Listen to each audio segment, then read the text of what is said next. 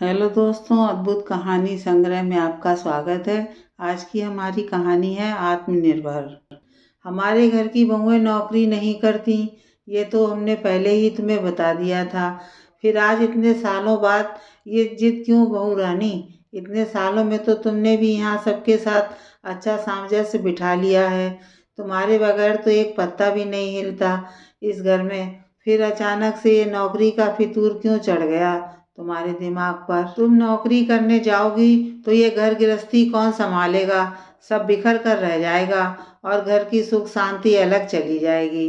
बेटा, हम दोनों बूढ़े बुढ़िया भी तो तुम्हारे ऊपर ही निर्भर हैं। शुक्ला सदन की मालकिन यशोधरा जी अपनी बहू जया को समझाते हुए बोली। माँ, आज तक आपके बनाए नियमों का पालन करती ही तो आ रही हूँ।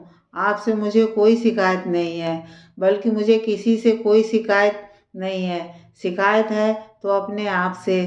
उस समय अपने माता पिता की बात मानकर शादी कर ली, जबकि मैं भी अपने पैरों पर खड़ा होना चाहती थी। यहाँ आपके बेटे ने हर दिन मेरा आत्मसम्मान चोटिल किया। अपनी छोटी छोटी ज़रूरतों के लिए उसके सामने भीख ऐसी मांगनी पड़ती है। ये सब तुमने हमसे तो कभी नहीं कहा। हमें तो ऐसा कभी नहीं लगा कि इस घर में तुम्हें कोई कमी है। फिर आज अचानक यशोधरा जी ने अपनी बात अधूरी छोड़ दी। माँ, जब तक सहन हुआ करती रही। जब मेरे सब्र का बांध टूट गया तो अपने लिए निर्णय ले लिया। आपसे क्या कहती, जबकि आप खुद अपने बेटे पर निर्भर हैं। मैं तो देखती हूँ कि माता बाप आप लोगों की ज़रूरतें भी बिना सुनाए पूरी नहीं करते, जबकि आप तो उनके माता पिता हैं। कमी तो कोई नहीं थी यहाँ। आप जैसे सास ससुर का प्यार मिला। माधव भी प्यार तो बहुत करते हैं, लेकिन सम्मान आज तक नहीं दे पाए। रात में उनका रूप दूसरा होता है, दिन में दूसरा। मैं आज तक यही सोचकर खुशी तो थी कि मुझे प्यार बहुत करते हैं, लेकिन जब भी अपनी या आप लोगों की किसी ज़रूरत की बात करती तो फ़ौरन बिदक जाते। तब छूटते ही उनके मुंह से यही निकलता है, खुद कमाओ तो जानो।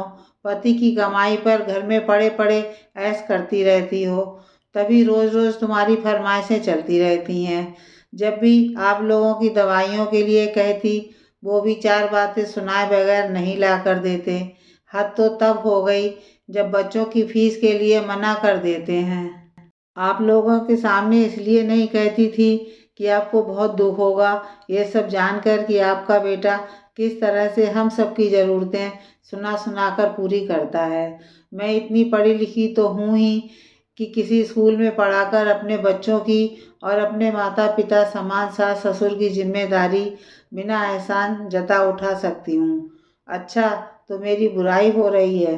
नौकरी करनी है तो उसके लायक पढ़ाई लिखाई भी तो होनी चाहिए। तुम तो इतना पढ़ी लिखी भी नहीं हो जो कि मामूली सी नौकरी भी कर सको, इसलिए घर बैठो। जैसे चल रहा है वैसे चलने दो। माधव व्यंग से हंसते हुए बोले। वो कोई कम पढ़ी लिखी नहीं है माधव। उसने एमए इंग्लिश से किया है और साथ में कंप्यूटर का डिप्लोमा भी किया हुआ है। जिस समय शादी की बातचीत चल रही थी, हमने ही जया के पिता को कहा था, आपने अपनी लड़की को पढ़ाया लिखाया, बहुत अच्छी बात है, लेकिन अब इसका सबके सामने ढिंढोरा पीटने से कोई फायदा नहीं, क्योंकि हमें पढ़ाई लिखाई की कोई ज़रूरत नहीं है। हमें तो ऐसी बहू चाहिए जो घर संभाल सके। कौन सी हमें नौकरी करवानी है जो डिग्रियां देख कर खुश हो। हमारा खानदानी व्यवसाय है। माधव के पिताजी बीमार रहते थे, इसलिए माधव बहुत छोटे से अपने पिता का व्यापार संभालने लगा है, तो ज़्यादा पढ़ लिख नहीं पाया। इसलिए हम नहीं चाहते कि उसकी पत्नी उससे ज़्यादा पढ़ी लिखी हो, जिससे उसे कभी हीन बोध हो। लेकिन पढ़ी लिखी जया हमें बेहद पसंद आ गई। तब हमने उसके माता पिता से बात करके उसके पढ़े लिखे होने की बातें तुमसे छुपा ली, क्योंकि तुम्हें भी जया के पढ़े लिखे होने की बात पता चलती तो तुम भी शादी के लिए मना कर देते। उस समय छुपाकर हमने गलती की। आज उसे तुम्हारे सामने उजागर करके अपनी गलती सुधारना चाहते हैं।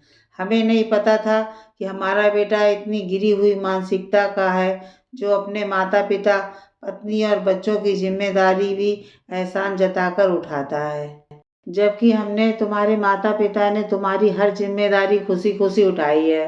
खुद कम खाया कम पहना, लेकिन तुम्हें अच्छे से अच्छा खिलाया पिलाया पहनाया। बहू तुम्हारे माता पिता, तुम्हारे बच्चे और पूरे घर को संभालती है। क्या उसने कभी हम सबको सुनाया या एहसान जताया? हमें अच्छी तरह पता है, जब पानी सर के ऊपर से हो गया होगा तभी बहू ने ये निर्णय लिया है, और हम उसके इस निर्णय में उसके साथ हैं। बहू तो आत्मनिर्भर बनेगी ही। आगे हम अपनी पोती को भी जब तक पढ़ा लिखा कर आत्मनिर्भर नहीं बना लेंगे, तब तक उसका ब्याह नहीं करेंगे, जिससे तुम्हारे जैसा कोई इंसान उससे यह ना कह सके कि अपने पति की कमाई पर घर बैठे बैठे ऐश करती हो। माधव से यह सब कहकर यशोधरा जी ने जया की तरफ रुख किया और बोली, हमने जो गलती उस समय की थी उसके लिए तुमसे माफ़ी मांगते हैं, लेकिन अब तुम नौकरी करने के लिए आज़ाद हो। उसके बाद जया ने कई स्कूलों में आवेदन किया। शहर के एक प्रतिष्ठित स्कूल में उसे कंप्यूटर टीचर की नौकरी मिल गई, जहां उसकी अच्छी खासी सैलरी थी, जिससे वो अपनी जिम्मेदारियों को उठा सकती थी।